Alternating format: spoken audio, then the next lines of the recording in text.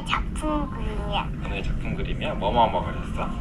이거랑 이거. 은호가 색칠했어? 응. 와, 은호 정말 잘했다, 그치? 사실 이 그림을 그리면서 어떤 일들이 있었는지에 대해서는 이 순간이 지나면 모두가 잊어버리게 되거든요. 심지어 그리면서 감동을 받았던 부모님조차도 잊어버리고 아이들은 자연스럽게 커가면서 잊게 되는데, 저희가 그림을 이미지를 저장하는 것이 아니라 이 이야기를 보관하는 것이다라고 생각을 해서 저희 서비스는 이렇게 지금 구성이 되어 있고요.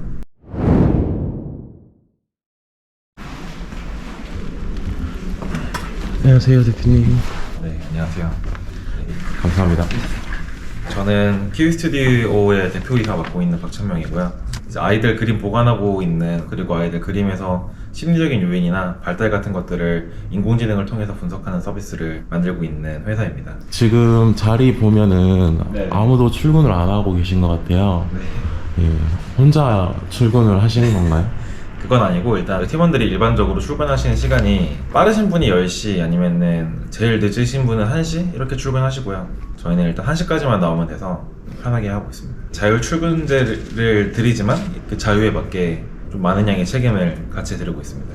필수 근무 시간이라는 게 존재를 하는 건가요? 사실 저희가 문서상에는 기재는 되어 있는데 뭐 따로 이거를 적거나 이러진 않아서 플렉서블하게 주에 한 40시간은 하자 이런 식의 주의인데, 그 누구도 덜 했냐 더 했냐 이런 거에 대해서 따지지는 않고 있고요. 꿈을 일찍부터 정해서 이것저것 네. 많이 하셨다고 들었어요. 네네. 어떤 건들인지 말씀해 주실 수 있나요? 저희 어머니께서도 소설을 되게 좋아하셨는데 방학에 쉬고 있는 저를 끌고 가셔서 같이 소설방에 갔는데, 그 책방에서 이제 저도 책을 읽게 시키셨고, 그때부터 이제 제가 책을 되게 많이 읽었어요. 제 기억으로는 1년, 2년 사이에 한 3,000권 정도 읽었거든요. 그래서 이제 책방에 있는 책을 다 읽고 나서 이제는 내가 책을 써야겠다라는 생각이 들어서, 그때는 또 소설가를 하고 싶다라는 생각을 했고, 그래서 소설을 어떻게 쓰는가 학술적으로 접근하기도 해서 소설을 쓰는 법에 대해서, 아니면은 제가 좋아했던 장르의 세계관은 일반적으로 어떻게 형성되어 있는가, 아니면은 그 시대상은 어떻게 되어 있는가, 뭐 역사서를 읽기도 하고 그런 식으로 해서 소설을 쓰기도 했었고요. 그때 나름 소설이 좀 잘 돼서 1년 동안 좀 유명한 소설 사이트에서 탑5에서 10 왔다 갔다 했던 것 같아요. 이제 그러다가 소설을 쓰는 것이 과연 내 길의 끝인가, 내가 정말 즐거워서 하는 것인가 라는 거에 대해서 좀 고민이 됐고, 이제 그래서 저는 다음 단계로 이제 개발자를 하자라고 생각을 했는데, 특성화 고등학교를 가고 싶다라고 이제 어머니께 얘기를 드려서 특성화 고등학교에 가서 개발자의 삶을 시작했었죠. 그때부터 계속 개발자를 했습니다. 지금 제가 개발 공부를 시작한 지는 13, 14년 정도 지났고, 제가 업무로 한 거는 한 5년 정도 일을 했었습니다. 근데 그러고 나서 이제 저는 20살 때쯤에 이제 대표를 해야겠다라는, 이제 내 사업을 해야겠다, 내 서비스를 만들어야겠다라는 생각을 했는데, 완전 제 마지막 목표가 뭐냐라고 물어보면 제가 나중에 어린이 재단 같은 걸 좀 만들고 싶거든요. 그때 재단 만들어서 우리나라나 아니면 해외 좀 어려운 어린이들 돕고 싶다? 그럼 어린이를 돕기 위해선, 재단을 만들기 위해선 많은 양의 재화가 필요할 것이고, 이 재화를 얻기 위해서는 여러 가지 길이 있겠지만 제가 잘할 수 있는 길을 좀 찾았던 것 같아요. 그래서 오프라인으로 나가서 하는 것도 시도를 해봤고요. 뭐 양말 가게를 해보자 이런 것도 했었고, 군밤 장소 한번 해보자, 고구마 팔아보자, 아니면 벚꽃 축제에 가서 맥주 같은 거를 이렇게 병에 담아갖고 팔아보자, 뭐 이런 식의 이런저런 걸 하다가 이 오프라인이 스케일러블하게 확장되지 않는구나, 그래서 이제 온라인을 가자라는 생각을 했었고, 온라인을 선택했던 이유도 제가 유리한 포지션이다, 난 개발자를 했기 때문에 지금까지 왔던 것 같습니다. 어제 여기서 주무셨다고 들었어요. 네네. 평소에도 자주 여기서 주무시는지 궁금해요. 제가 아들이 있는데, 제 아들이 지금 장모님이랑 같이 시골에 내려가 있어서 여기서 많이 자고 있고, 평소에는 잘 안 자려고 노력은 하는데 아무래도 캘린더에 있는 게 대부분 다 제 일정인데, 저 일정들을 하다 보면, 아니면 제가 언제까지 뭐 해야 되는 일들이 생기면 일주일에 한 번 정도는 여기서 자는 것 같아요. 와이프랑 애기한테 많이 미안하니까 최대한 안 하려고는 하는데, 이게 노력해도 되는 때가 있고 노력을 해도 안 되는 때가 있더라고요. 여기다 라꾸라꾸 놓고 그냥 제2의 집이다. 어디서 주무시는지 보여줄 수 있나요? 네, 가시죠. 여기가 제가 자는 라꾸라꾸 있는 데고, 여기가 겨울에는 좀 춥긴 한데 지금 날씨가 좋아서 잘만합니다. 그래도 좀 추웠을 것 같은데요? 아 근데 저거 그 침낭 덮고 자면 괜찮습니다. 직원들 다 퇴근하고 나면은 네. 침대만 안으로 들여서 여기서 자도 되지 않나요?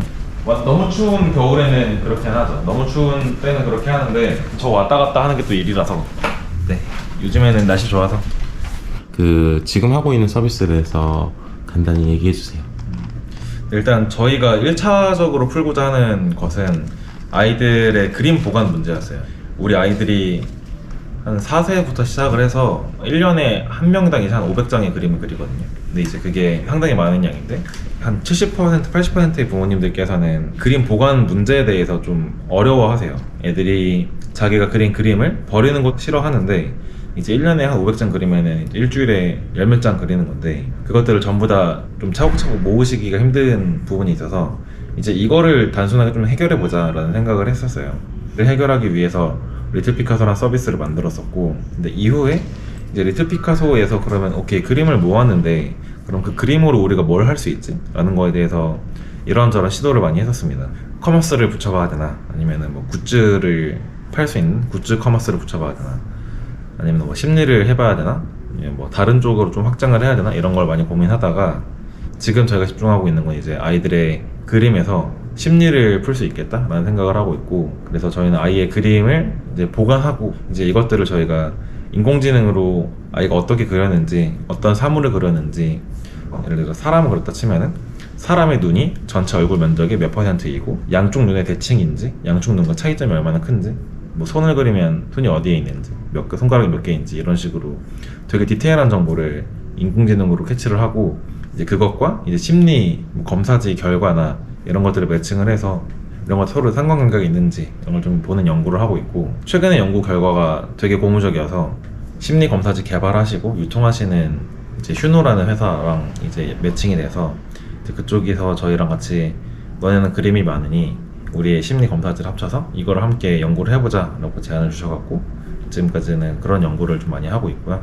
그래서 저희가 이 그림 보관하는 거를 통해서 심리를 분석하고 이런 걸 통해서 저희 최종적인 목표점이 어디냐라고 묻는다면 저희는 아이들의 그림에서 되게 많은 것을 찾아낼 수 있다라고 생각을 하는데, 그 중에서 찾아냈을 때 가장 임팩트가 큰 것은 아이들의 이제 멘탈 프로그램 같은 것들이 조기의 탐지가 되게 중요한 몇 가지 것들이 있어요. 뭐 ADHD나 아니면은 자폐 스펙트럼 같은 것들은 조기 파악이 되게 중요한데, 왜냐면 저희가 아직 자폐가 왜 생기는지에 대해서 잘 모르기 때문에 치료할 수가 없거든요. 유일한 방법이 조기 탐지인데 이게 사실 조기 탐지하는 게 일반 부모님들한테는 쉽지 않습니다. 사실 저도 이제 자폐를 계속 공부하다 보니까 저희 아들이 하는 행동이 모두가 다 자폐 증상처럼 보이는 거예요. 공부하다 보니까 이거는 일반인들은 절대 모르겠는데 이쪽 필드에서 이제 아이들의 심리를 보시는 분들한테 그림을 보여드리면 이 친구는 문제가 있네 없네를 그냥 바로 보고 판단을 해주세요. 이거 뭔가 그럼 그들이 설명하지 못하는 어떤 특이점이 있다는 것인데 이것을 찾을 수 있지 않을까라고 생각을 해서 저희는 그림을 통해서 이런 심리 문제에 대한 질병들을 좀 조기에 탐지하는 이런 연구를 최종적인 목표로 하고 있고, 이걸 통해서 저희가 물론 100% 이 아이가 문제가 있다 없다 이렇게 딱 판별할 수는 없겠지만 이 아이가 문제가 있을 가능성에 대해서 조기에 알려주고 좀 더 빠른 시일 내에 발견할 수 있도록 돕는 그런 식의 서비스를 최종적으로는 그렇게 발전하고 싶습니다. 한번 보여줄 수 있나요? 일단은 저희는 앱으로 서비스를 하고 있고요. 기본적으로는 아이들의 그림을 보관하는 서비스로 되어 있습니다. 우리 아이들이 어떤 그림을 그렸는지 이렇게 폴더별로 분류도 할 수 있고요. 저희가 이거는 이제 저랑 은호랑 놀면서 하는 건데 이제 은호가 그렸던 은호랑 색칠놀이 했던 것들, 은호랑 저랑 이렇게 그림을 그리고 놀아요. 이제 이런 것들을 이렇게 저희가 보관하는 용도로 많이 쓰고 있고, 그림만 보관하는 게 아니라 이제 보면은 아래에 이렇게 우리가 이걸 그리면서 뭐 어떤 얘기를 했지? 어떤 이야기가 있었지? 이런 것들에 대해서 좀 기록을 해요. 왜냐면 사실 이거는 이때만 아이들이 보여줄 수 있는 그런 내용들이거든요. 그래서 이런 것들을 좀 기억하고 싶어서 이런 것을 같이 보관을 하고 있고요. 저희가 이런 것들을 좀 텍스트뿐만 아니라 목소리로 좀 기억을 하고 싶어서. 은호의 작품 그림이야. 은호의 작품 그림이야? 뭐뭐 그렸어? 이거랑 이거. 이름이 뭐야? 지라파, 멜리아스, 뭐지? 아틀라스. 은호가 색칠했어? 와, 은호 정말 잘했다, 그치? 사실 이 그림을 그리면서 어떤 일들이 있었는지에 대해서는 이 순간이 지나면 모두가 잊어버리게 되거든요. 심지어 그리면서 감동을 받았던 부모님조차도 잊어버리고 아이들은 자연스럽게 커가면서 잊게 되는데, 저는 이 그림에 담겨있는 거는 이런 이야기들이 담겨있다고 생각을 하고 저희가 그림을 이미지를 저장하는 것이 아니라 이 이야기를 보관하는 것이다라고 생각을 해서 저희 서비스는 이렇게 지금 구성이 되어 있고요. 저희 앱에는 가족이라는 개념이 있어서 이제 저희 가족 안에, 은혼네 가족 안에 이렇게 뭐 저희 와이프랑 저 그리고 고모, 뭐 친할머니, 친할아버지 이렇게 들어와 계신데 이런 분들한테 이제 노티스가 가는 거죠. 이제 은호의 새로운 작품이 등록되었는데 보시겠습니까? 이런 식으로 가족들과 함께 공유하는 기능들도 있고 재밌는 기능이 있는데 AI로 이제 그림을 변환하는 필터인데 우리가 뭐 흔히 얘기하는 화풍 필터와 키워드 필터가 있는데 아예 그림을 선택을 해서 유명한 작가의 화풍으로 바꾸고 싶거나 이 그림을 뭐 은호가 좋아하는 공룡으로 바꾸자.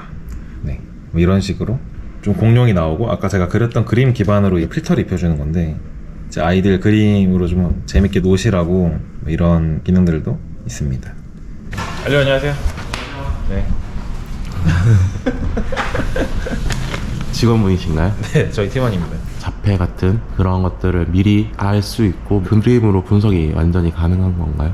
완벽히 딱 정확한 상태를 알아낼 수 있다라고 말하면은 그거는 아닌 것 같고 저는 높은 확률로 추론할 수 있다고 생각을 하는데 왜 그러냐면 사실 그림에는 이 아이가 뭐 예를 들어 사람을 그렸는데 저희는 그거 보고 분석을 했는데 사실 이 아이가 어제 엄마한테 혼난 거죠. 아니면 지금 배고파 죽겠는데 그림 그리라 그랬을 수도 있고 되게 아이가 겪을 수 있는 컨디션이 되게 많아서 정확하게 아이의 상태를 딱 진단할 수 있다라는 거는 저는 아니라고 생각을 하고 이제 저희가 보고 있는 거는 예를 들어 아이 상태와 상관없이 아이 컨디션과 상관없이 아이가 그냥 원래 가지고 있는 기질이라든지 이런 것들은 아이가 그림을 좀 다르게 그리더라도 비슷하게 유사하게 나오는 경향이 있어서 그런 것들에 대해서는 높은 확률로 가져올 수 있다고 생각을 하고 있고 저희가 조기 진단이라는 키워드를 많이 쓰고 있는데요. 조기 진단 영역에서는 충분히 활용 가능성이 있다고 생각을 하고 있습니다.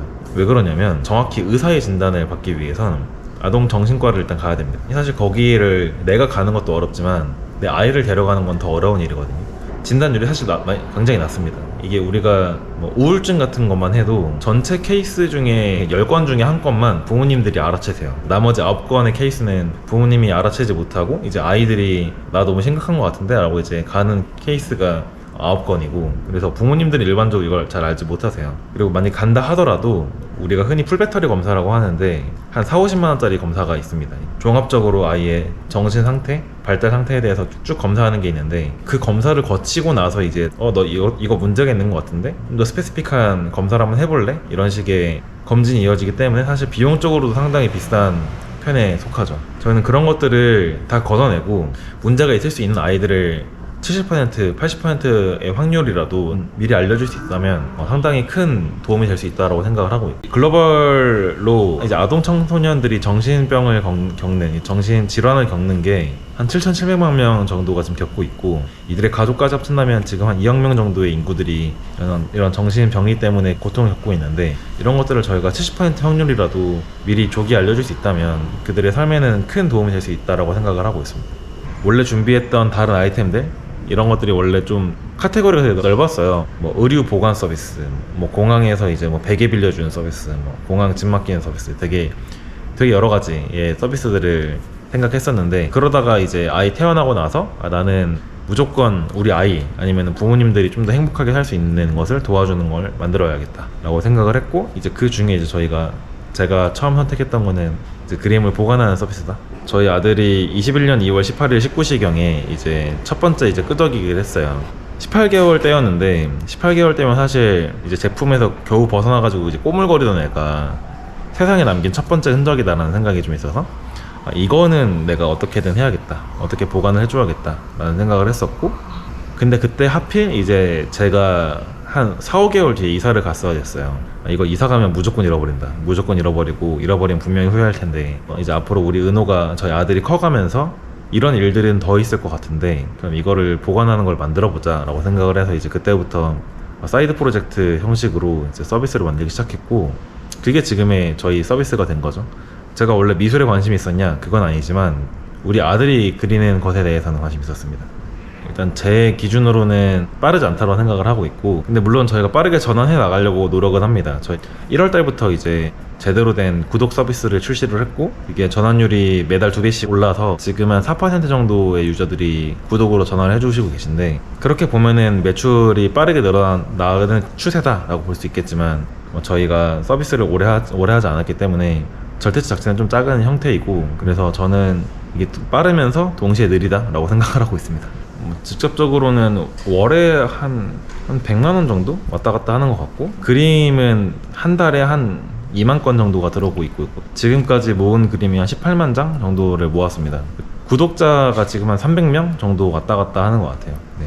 중간에 네. 회사를 다닌 경험이 있다고 들었는데 네. 스타트업만 다녔다고 들었어요. 네네, 맞습니다. 저는 대표를 해야겠다, 내가 서비스를 만들어야겠다라는 생각을 했었고, 그럼 내가 그때 필요한 게 뭐지? 내가 어떤 걸 해야지 내가 대표로서 좀 더 유리한 스타트를 할 수 있을까라는 걸 고민했었고, 그러면 일단은 대표들이 하는 걸 내가 배워야 되는데, 배우려면 거기 팀에서 직원으로 일을 해야 될 거고, 내가 제일 잘하는 거는 개발인데, 개발이 대표한테 정말 필요한 역할인가? 라고 생각했을 때 저는 아니라 생각을 했고, 제가 스타트업으로 정했던 이유도 일반적으로 우리가 서비스 만들 때 스타트업들이 투자 라운드를 거쳐가면서 많이 없어지는데, A라운드 이후에는 없어지는 그 추세가 좀 많이 줄더라고요. 그 말은 A라운드 이전에 대부분 다 망하거나 사라진다라는 건데, 제가 배워야 될 대상은 A라운드 이전에 있는 초기 스타트업에 가서 거기에서 내가 하지 말아야 될 것들, 아니면 내가 해야 되는 것들에 대해서 배워야겠다라고 생각을 했고, 그래서 스타트업들만 다녔습니다. 대부분 초기 단계에 있는 스타트업들 다니면서,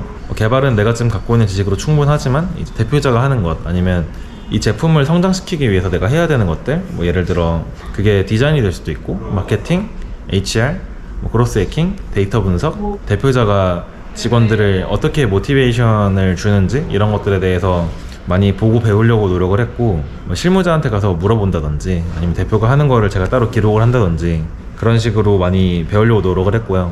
그래서 제가 스타트업에서만 일을 했던 것 같습니다. 저는 제가 적어도 상위 10% 정도의 개발은 했었다라고 생각을 하고 있고, 저는 개발 공부를 되게 오래전부터 했었고, 근데 그때부터도 되게 엄청 하드코어한 인생을 살았거든요. 그 특성화 고등학교에서부터 제가 집을 가기 위해서는 저희 선생님, 좀 무서운 선생님께서 한 뭐 50에서 100줄짜리 어떤 프로그래밍 언어로 되어 있는 것들을 주시고, 너네 이거 토시 하나 틀리지 않고 다 베껴서 써야지만 집에 갈 수 있다, 이런 식의, 그 당시에는 이제 그게 왜 이런 걸 해야 될지 라고 생각했는데, 되돌아서 보면은 그 방법이 좀 무식하지만 가장 빠르게 규칙이나 뭐 아니면 어떤 습관들을 배울 수 있는 가장 좋은 거였다고 생각은 하는데, 이제 그런 것들을 해왔기 때문에 시간을 제가 더 많이 넣었던 거는 사실이었던 것 같아요. 그 당시에 있는 제 또래 우리 친구들, 다른 개발자 친구들, 아니면 저랑 비슷한 연차 있는 분들보다는 유리한 포지션에 있었고, 통달을 그때 좀 얻었었는데, 그게 제가 개발을 이 세상에서 제일 잘한다는 느낌보다는 내가 원하는 포지션에 가기 위해선 이만큼의 실력으로도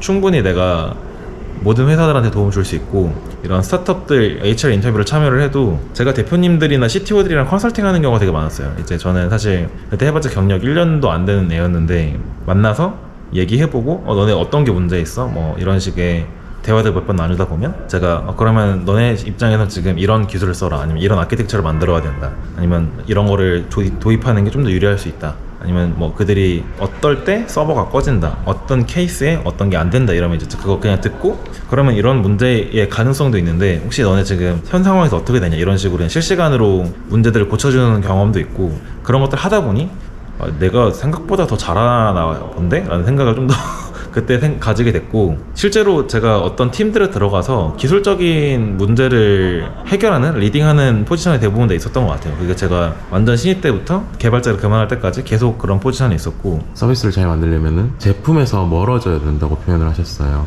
이 얘기가 무슨 말인지 궁금합니다. 저도 배우고 있는 중인 건데요.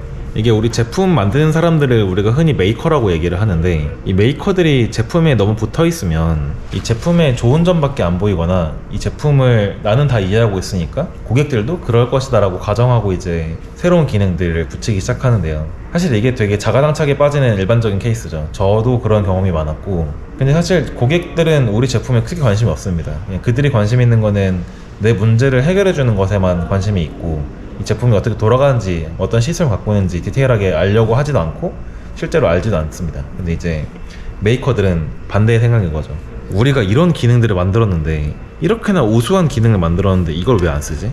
아니면 혹은 우리가 이번에 이 기능만 릴리즈 한다면 고객 반응이 너무 대박일 거야. 이런 식의 이제 메이커 기반의 생각을 하는 게 제품을 발전시키는 데 좋지 않다라고 생각을 하고 있고, 그래서 제품에서 최대한 멀어지고 고객과 최대한 가까워지려고 노력을 합니다. B2B에 집중하고 계시다고 들었어요. 왜 그렇게 하고 계시는지.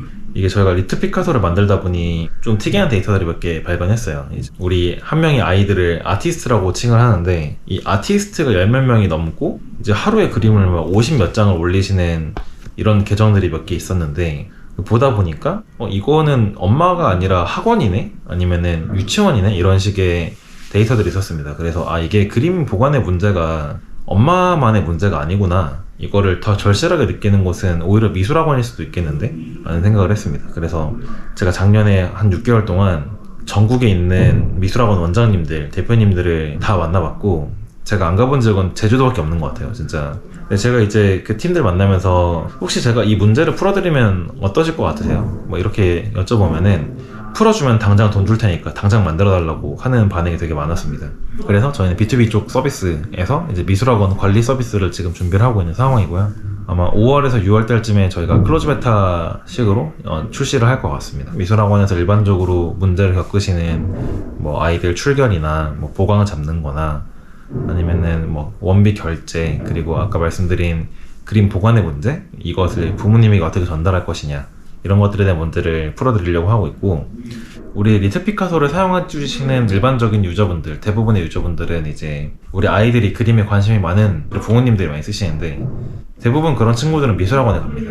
그래서 저희는 그런 친구들이 자동으로 모을 수 있는 생태계를 만들 수 있다라고 생각을 하고 있고, 그래서 B2B 쪽으로도 좀 사업을 확장하려고 하고 있습니다. 어디 이동하신다고 들었는데. 여러 가지 정부 지원 사업에 서류 합격을 했고, 이제 그 중에 하나를 오늘 발표하는 날이고요. 오늘도 그런 발표 심사를 하러 강남에 가야 됩니다. 되게 많으세요, 저 도와주시는 분들이. 제 입장에서는 사실 그분들은 저를 굳이 안 도와주셔도 되는데 저를 도와주시는 거니까 좀 나중에 좀 갖고 싶은 그런 게 좀 있죠. 근데 그게 다 그런 선순환 구조를 좀 만드는 그런 요인들인 것 같아요. 개발 쪽이 9명 정도 계시고요. 그리고 디자인 쪽에 3분, CX 오퍼레이팅 1분, 마케터 1분 이렇게 계시고요. 네, 다른 팀에 비해서는, 그리고 지금 저희가 벌고 있는 매출이나 저희의 지금 단계에 비해서는 인원이 많은 거는 확실하고, 근데 이제 제가 그렇게 하는 이유가 이게 사실 속도전이거든요. 일단 제 생각에는 많은 레버리지를 일으켜서 속도를 빠르게 하면은 이 빨라진 속도로 선점을 하고, 이 선점한 거 기반으로 다시 또 다른 레버리지를 만들 수 있고, 이것이 반복되는 사이클이라고 생각을 하는데, 물론 그 사이클들이 특정 시점에는 우리가 매출이라는 되게 좋은 형태로 발현이 돼야 되고, 그것이 발현되기 전까지는 어느 정도의 속도는 필요하다. 그려놓은 목표들이나 아니면 생각하고 계시는 그 종착지라고 표현을 해야 되나? 그런 것들이 있으면 말씀해 주시면 감사하겠습니다. 제 인생의 최종적인 종착지는 저는 결과적으로는 아이들을 돕는 것을 하는 건데, 그것의 방식이 재단을 설립하고 싶다라는 도구적 형식으로 나타났던 거고요. 이것들을 하기 위해서 좀 많은 스텝들이 필요해요. 지금 하고 있는 거는 제가 대표자의 역할을 하고 있고, 이후에는 대표자 역할을 하고 나서 여기서 만든 자본으로 좀 더 큰 형태의 자본을 만들 수 있는 투자사를 운영한다든지 그런 쪽으로 좀 제 어빌리티들을 활용하고 싶고, 그리고 나서는 이제 말씀드린 것처럼 재단을 운영한다든지 좀 아이들한테 좀 큰 도움을 줄 수 있는 그런 삶을 좀 살고 싶습니다.